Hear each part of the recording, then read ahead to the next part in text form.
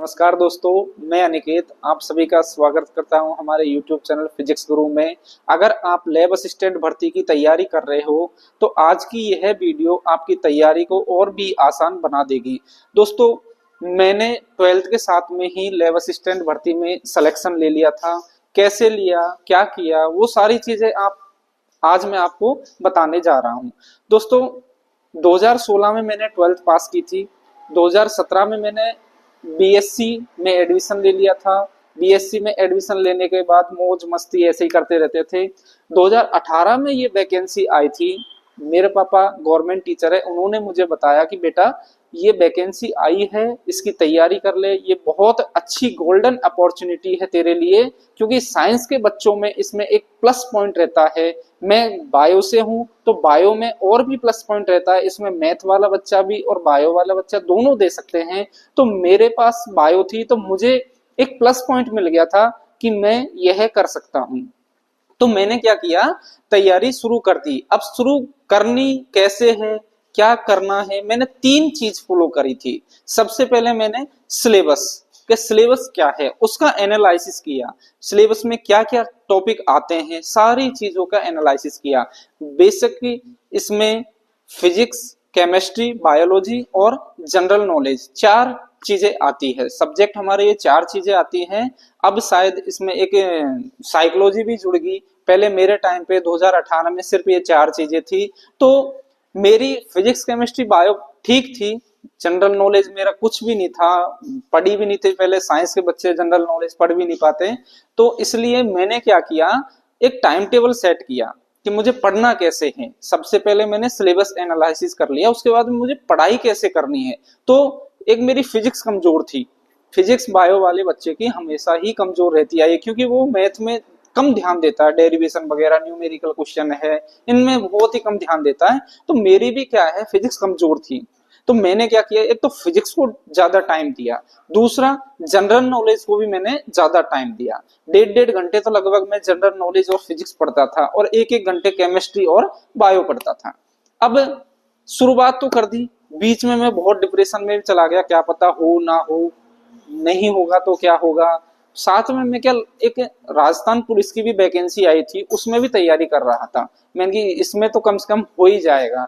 उसमें केवल राजस्थान जीके का ही वेटेज ज्यादा था। तो मैंने क्या, राजस्थान जीके ज्यादा पढ़ना शुरू कर दी। 2 घंटे राजस्थान जीके पढ़ने लग गया। फिर इधर से क्या, मेरा साइंस का कम हो गया पार्ट। मैंने कि फिर मेरा दिमाग खराब हो गया। मैंने कि अब कैसे क्या करें।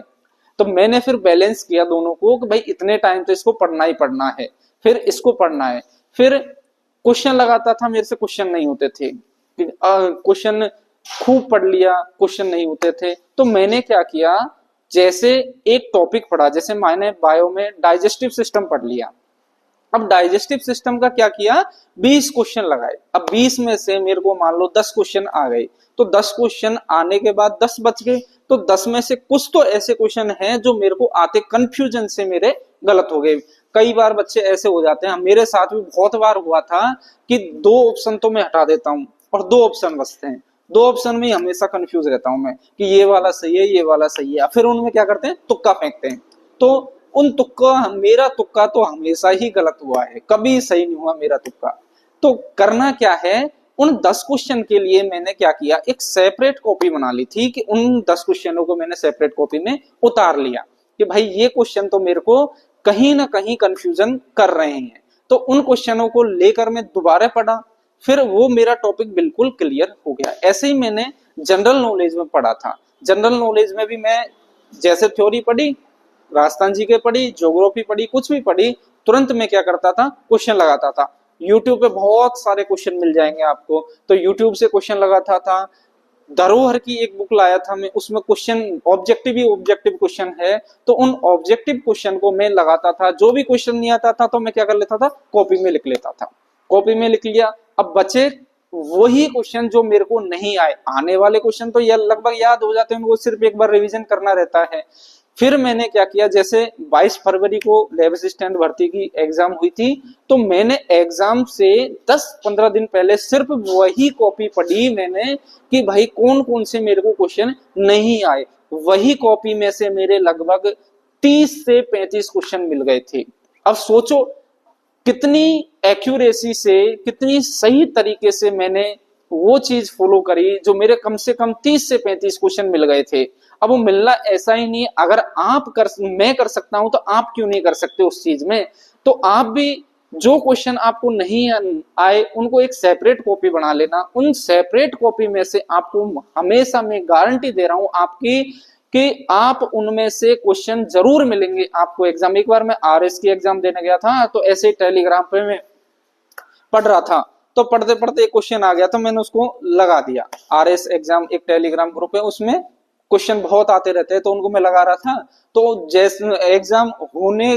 जैसे एग्जाम में बैठा तो मुझे डिक्टो वही का वही क्वेश्चन मिल गया। तो मैंने कहा यार अभी पढ़ा अभी मिल गया। तो ऐसे होता है कई बार, अपन क्या जैसे ऑब्जेक्टिव क्वेश्चन लगाते हैं तो सेम टू सेम डिक्टो अपन को मिल जाते हैं।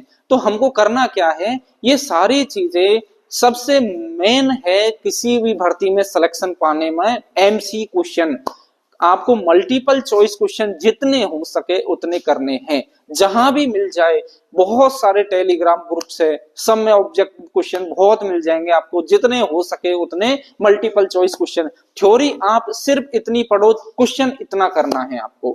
मतलब थ्योरी तो पढ़नी है कम और क्वेश्चन लगाने हैं आपको ज्यादा। अगर आपने क्वेश्चन ज्यादा से ज्यादा लगा दिए, प्रैक्टिस ज्यादा से ज्यादा करी, तो सिलेक्शन आपका पक्का है। जितनी प्रैक्टिस उतना सिलेक्शन, ये एक सूत्र भी है, मेहनत समानुपाती सिलेक्शन। अगर आपने मेहनत कर ली तो सिलेक्शन आपका पक्का है, अगर आपने मेहनत नहीं करी तो सिलेक्शन नहीं होगा। ये तो सिंपल सी बात है।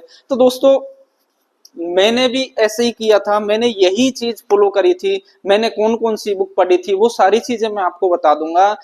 आज के लिए सिर्फ इतना ही काफी है दोस्तों। आप डटे रहिए, अगर किसी भी चीज की तैयारी कर रहे हो, लैब असिस्टेंट भर्ती की अगर तैयारी कर रहे हो, तो आप हार नहीं मानना, आपको बिल्कुल इसी में लगातार लगे रहना है। क्योंकि जितनी मेहनत करोगे उतना ही आपका सिलेक्शन करीब आ जाएगा। अगर आप मेहनत नहीं करोगे, एक दिन कर ली कि भाई आज मैंने ठान लिया कि आज मुझे पढ़ना है। कई बार ऐसा भी होता है, मेरे साथ भी बहुत बार हुआ है कि मैं पढ़ना शुरू करता हूँ, दो तीन दिन तक तो जोश रहता है बढ़िया, हाँ भाई अब तो मैं करके दिखाऊंगा।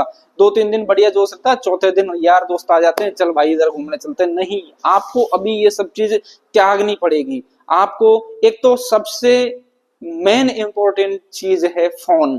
अगर आप सेल फोन यूज करते हो तो बहुत ही बढ़िया है। अगर आप एंड्रॉइड फोन यूज कर रहे हो, उसमें अगर आप सोशल मीडिया के थ्रू चल रहे हो, तो यूं समझ लेना आपका सिलेक्शन नहीं होगा। क्योंकि ये सिलेक्शन में एक बाधा है, एक अपने ये सिलेक्शन में मेरे पास जब तक मैं नौकरी नहीं लगा था, जब तक मेरे पास फोन नहीं था, सिर्फ एक छोटा सा कीपैड फोन दिला रखा था पापा ने बात करने के हिसाब से। वरना मैंने सिलेक्शन के बाद, नौकरी लगने के बाद खुद की फर्स्ट सैलरी से ये फोन लिया था।